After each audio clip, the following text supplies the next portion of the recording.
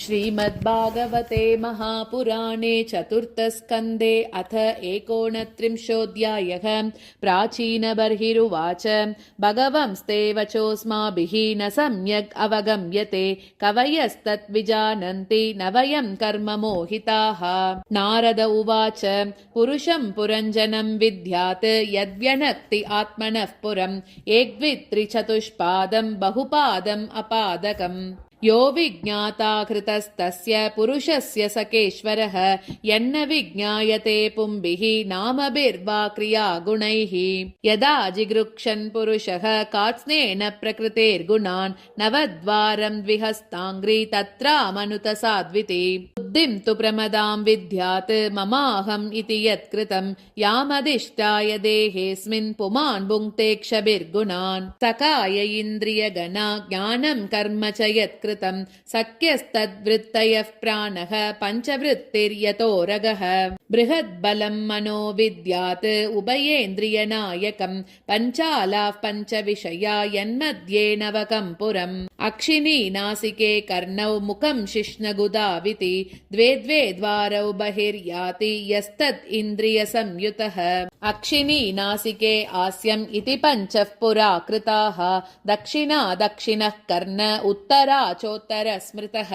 पश्चिमे इत्यदो द्वारौ गुदं शिश्नमिहोच्यते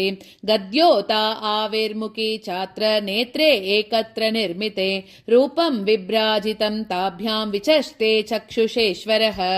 नलिनी नालिनी नासे गन्धः सौरभ उच्यते ग्रानो वदूतो मुख्यास्यं विपनो वाग्रसविद्रसः आपनो व्यवहारोऽत्र चित्रमन्धो बहूदनं पितृहुर्दक्षिणः कर्ण उत्तरो देवहु स्मृतः प्रवृत्तं च निवृत्तं च शास्त्रं पञ्चालसंहितं पितृयानं देवयानं श्रोत्राच्छ्रुतदरात् व्रजेत् आसुरी मेढ्रमर्वाग्वाः व्यवायो ग्रामिणां रतिः उपस्थो दुर्मतः प्रोक्तः निर्ऋतिर्गुद उच्यते वैशसं नरकं पायुः लुब्धकोन्दौ तु मे शृणु हस्तपादौ पुमां स्ताभ्यां युक्तो याति करोति च अन्तःपुरं च हृदयं विशुचिर्मन उच्यते तत्र मोहं प्रसादं वा हर्षं प्राप्नोति तद्गुणैः यथा यथा विक्रियते गुणाक्तो विकरोति वा तथा तथा उपद्रष्टात्मा तद्वृद्धिरनुकार्यते देहो रतस्तु इन्द्रियाश्वः संवत्सररयो गतिः द्विकर्मचक्रस्त्रिगुणध्वजः पञ्चाशु बन्धुरः मनोरश्मिर्बुद्धिसूतः हृन्नीडो द्वन्द्वकूबरः पञ्चेन्द्रियार्थप्रक्षेपः सप्तधातुवरूदकः आकूतिर्विक्रमो बाह्यः मृगतृष्णां प्रधावति एकादशेन्द्रियचमुः पञ्चसूना विनोदकृत् संवत्सरचण्डवे कालो येनोपलक्षितः तस्याहानीह गन्धर्वा गन्धर्व्यो रात्रयः स्मृताः हरन्ति आयुः परिक्रान्त्या 60 कालकन्या जरा साक्षात् लोकस्तां नाभिनन्दति स्वसारं जगृहे मृत्युः क्षयाय यवनेश्वरः आदयो व्यादयस्तस्य सैनिका यवनाश्चराः भूतोपसर्गाशुरयः प्रज्वारो द्विविधो ज्वरः एवं बहुविधैर्दुःखैः दैवभूतात्मसम्भवैः क्लिश्यमानः 100 वर्षं देहे देही तमोवृतः प्राणेन्द्रियमनोधर्मान् आत्मन् यद्यस्य निर्गुणः शेते कामलवान् ध्यायन् ममाहम् इति कर्मकृत् यदात्मानमविज्ञाय भगवन्तं परं गुरुं पुरुषस्तु विसज्जेत गुणेषु प्रकृते स्वदृक् अभिमानी स तदा कर्माणि कुरुते वशः शुक्लं कृष्णं लोहितं वा यथा कर्माभिजायते शुक्लात् प्रकाशभूयिष्ठान् लोकानाप्नोति कर्हिचित् दुःखोदर्कान् क्रियायासान् तमः शोकोत्कटान् क्वचित् क्वचित् पुमान् क्वचित् शस्त्रे क्वचिन्नो भयमन्ददीः देवो मनुष्यस्तिर्यग्वा यथा कर्मगुणं भवः शूत्परीतो यथा दीनः सारमेयो गृहं गृहं चरन् विन्दति यद्दिष्टं दण्डमोदनमेव वा तथा कामाशयो जीव उच्चावचपता भ्रमन् उपर्यतो वा मध्ये वा यातिदिष्टं प्रिया प्रियम् दुःखेषु एकतरेणापि दैवभूतात्महेतुषु जीवस्य न व्यवच्छेदः स्याच्चेत्तत् प्रतिक्रिया यथा हि पुरुषो भारं शिरसा गुरुमुद्वहन् तं स्कन्देन स आदत्ते तथा सर्वाः प्रतिक्रियाः नैकान्ततः प्रतीकारः कर्मणां कर्म केवलं द्वयं हि अविद्योपसृतं स्वप्ने स्वप्नैवानघ अर्थे ह्यविद्यमानेऽपि संसृतिर्न निवर्तते मनसा लिङ्गरूपेण स्वप्ने विचरतो यथा अतात्मनोऽर्थभूतस्य यतो नर्त परम्परा संस्मृतिस्तद्व्यवच्छेदः भक्त्या परमया गुरौ वासुदेवे भगवति भक्तियोगः समाहितः सद्रीचीनेन वैराग्यं ज्ञानं च जनयिष्यति सोचिरादेव राजर्षे स्यादच्युतकथाश्रयः शृण्वतः श्रद्ददानस्य नित्यदा स्यादधीयतः यत्र भागवता राजन् साधवो विशदाशयाः भगवद्गुणानुकथन श्रवणव्यग्रचेतसः तस्मिन् महन्मुखरिता मधुभिश्चरित्र पीयूषशेषसरितः परितः स्रवन्ति ताये पिबन्ति अवितृशो नृपगाढकर्णैः तान्न स्पृशन्ति अशनत्रिड्भयशोकमोहाः एतैरुपद्रुतो नित्यं जीवलोकस्वभावजैः न करोति हरेर्नूनं कथामृतनिधौ रतिम् प्रजापतिः पतिः साक्षात् भगवान् गिरिशो मनुः दक्षादयः प्रजात्यक्षा नैष्टिका सनकादयः रीचिरद्रि अङ्गिरसौ पुलस्त्यः पुलः क्रतुः भृगुर्वसिश्च इत्येते मदन्ता ब्रह्मवादिनः अद्यापि वाचस्पतयः तपो विद्या समाधिभिः पश्यन्तोऽपि न पश्यन्ति पश्यन्तं परमेश्वरम् ब्रह्मणि दुष्पारे चरन्त उरुविस्तरे मन्त्रलिङ्गैर्व्यवच्छिन्नं भजन्तो न विदुः परम् यदा यः सनुगृह्णाति भगवानात्मभावितः स जहाति मतिं लोके वेदे च परिनिष्ठिताम् तस्मात् कर्मसु बर्हिष्मन् अज्ञानात् अर्थकाशिषु मार्तदृष्टिं कृता श्रोत्र स्पर्शिषु अस्पृश्च वस्तुषु स्वं लोकं न विदुस्ते वै यत्र देवो जनार्दनः आहुर्धूम्रधियो वेदं सकर्मकमतद्विदः आस्तीर्यदर्भैः प्रागग्रैः कात्स्नेन क्षितिमण्डलम् स्तब्धो बृहद्वदान्मानि कर्मणा वैषि यत्परम् तत्कर्म हरितोषं यत् सा विद्या तन्मतिर्यया हरिर्देहभृतामात्मा स्वयं प्रकृतिरीश्वरः तत्पादमूलं शरणं यतक्षेमो नृणामिह स वै प्रियतमश्चात्मा यतो न भयमन्वपि इति वेद स वै विद्वान् यो विद्वान् स गुरुर्हरिः नारद उवाच प्रश्न एवं हि संचिन्नः भवतः पुरुषर्षभ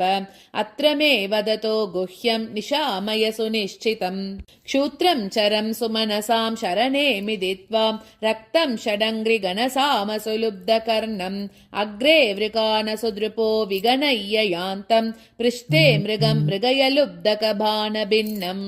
अस्यार्थः सुमनः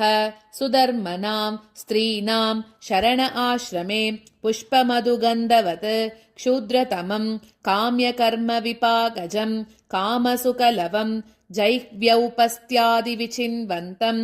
मिथुनीभूय तत् अभिनिवेशितमनसं षडङ्ग्रिगणसामगीतवत् अतिमनोहरवनितादि जनालापेषु अतितराम् अतिप्रलोभितकर्णमग्रे भृगयूधवतात्मन आयुर्हरतः अहोरात्रान्तान् काललवविशेषान् अविगणय्य गृहेषु विहरन्तं पृष्ठत एव परोक्षम् अनुप्रवृत्तलुब्धकः कृतान्तोऽन्तः शरेण यमिह पराविद्यति तमिमम् आत्मानम् अहो राजन् भिन्नहृदयम् द्रष्टुमर्हसि इति सत्वं विचक्ष्य मृगचेष्टितमात्मनोऽन्तः चित्तं नियश्च हृदि कर्णधुनीं च चित्ते जह्यङ्कनाश्रममसत्तमयूतगातं प्रीणीहि हंस शरणं विरमक्रमेण राजोवाच श्रुतम् अन्वीक्षितं ब्रह्मन् भगवान् यद् अभाषत नैतज्जानन्ति उपाध्यायाः किं न ब्रूयुर्विदुर्यति संशयोऽत्र तु मे विप्र संचिन्नस्तत्कृतो महान् ऋषयोऽपि हि मुह्यन्ति यत्र नेन्द्रियवृत्तयः कर्माणि आरभते येन पुमानिह विहाय तम् अमुत्राण्येन देहेन जुष्टानि स यदश्नुते इति वेदविदां वादः श्रूयते तत्र तत्रः कर्म यत्क्रियते प्रोक्तं परोक्षं न प्रकाशते येनैवारभते कर्म तेनैवामुत्र तत्पुमान् भुङ्क्ते ह्यव्यवधानेन लिङ्गेन मनसा स्वयं शयानमिममुत्सृज्य श्वसन्तं पुरुषो यथा कर्मात्मन्याहितं भुङ्क्ते तादृशेन तरेण वा ममैते मनसा यद्यद् असावहमिति ब्रुवन् गृह्णीयात् तत्पुमान् राद्धं कर्म येन पुनर्भवः यथानुमीयते चित्तम् उभयैरिन्द्रिये हितैः एवं प्राग्देहजं कर्म लक्ष्यते चित्तवृत्तिभिः नानुभूतं क्वचानेन देहेनादृष्टमश्रुतं कदाचित् उपलभ्येत यद्रूपं यादृगात्मनि तेनास्य तादृशं राजन् लिङ्गिनो देहसम्भवं श्रद्धत्स्वाननुभूतोऽर्थः न मनस्प्रष्टुमर्हति मन एव मनुष्यस्य पूर्वरूपाणि शंसति भविष्यतश्च भद्रं ते तथैव न भविष्यतः अदृष्टम् अश्रुतं चात्र क्वचिन्मनसि दृश्यते यथा तथानुमन्तव्यं देशकालक्रियाश्रयम् सर्वे कर्मानुरोधेन मनसि इन्द्रियगोचराः आयान्ति वर्गशो यान्ति सर्वे समनसो जनाः सत्त्वैकनिष्ठे मनसि भगवत्पार्श्ववर्तिनि तमश्चन्द्रमसि वेदम् उपरज्यावभासते नाहं ममेति भावोऽयं पुरुषे व्यवधीयते यावद्बुद्धिमनोक्षार्थ गुणव्यूहो ह्यनादिमान् सुप्तिमूर्छोपतापेषु प्राणायन विघाततः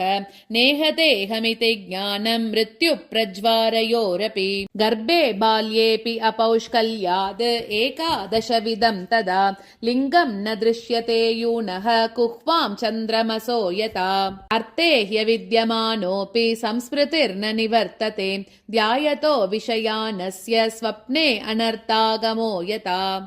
एवं पञ्चविधं लिङ्गं त्रिवृच्छोडश विस्तृतम् एष चेतनया युक्तः जीवयित्यभिधीयते अनेन पुरुषो देहानुपादत्ते विमुञ्चति हर्षं शोकं भयं दुःखं सुखं चानेन विन्दति यथा तृणजलूकेयं नापयाति अपयाति च न्यत्यजेन्म्रियमाणोऽपि प्राग्देहाभिमतिं जनः यावदन्यं न विन्देत व्यवधानेन कर्मणां मन एव मनुष्येन्द्र भूतानां भवभावनम् यदा क्षैश्चरितान् ध्यायन् कर्माणि आचिनुते असकृत् सति कर्मणि अविद्यायां बन्धः कर्मणि अनात्मनः अतस्तद् अपवादार्थं भज सर्वात्मना हरिं पश्यंस्तदात्मकं विश्वं स्थित्युपत्ति अप्ययायतः मैत्रेय उवाच भागवतमुख्यो भगवान् नारदो हंसयोर्गतिं प्रदर्श्य हि अमुम् आमन्त्र्य सिद्धलोकं ततो गमत् प्राचीन बर्हि राजर्षिः प्रजासर्गाभिरक्षणे आदिश्य पुत्रानगमत् तपसे कपिलाश्रमम् तत्र एकाग्रमना वीरः गोविन्दचरणाम्बुजं विमुक्तसङ्गोऽनुभजन् भक्त्या तत्साम्यतामगात् एतदध्यात्मपारोक्ष्यं गीतं देवर्षिणा नग यश्रावयेत् यशृणुयात् सलिङ्गेन विमुच्यते एतन्मुकुन्द यशसा भुवनं पुनानं देवर्षिवर्यमुखनिःसृतमात्मशौचं यः कीर्त्यमानम् अधिगच्छति पारमेष्यं नास्मिन् भवे भ्रमति मुक्तसमस्तबन्धः अध्यात्मपारोक्षमिदं मयाधिगतमद्भुतम् एवं स्त्रिया आश्रमपुंसः छिन्नो मुत्र च संशयः इति श्रीमद्भागवते महापुराणे पारमहंस्यां संहितायां चतुर्थस्कन्धे विदुरमैत्रेय संवादे प्राचीनबर्हिनारद संवादो नाम 39ोऽध्यायः।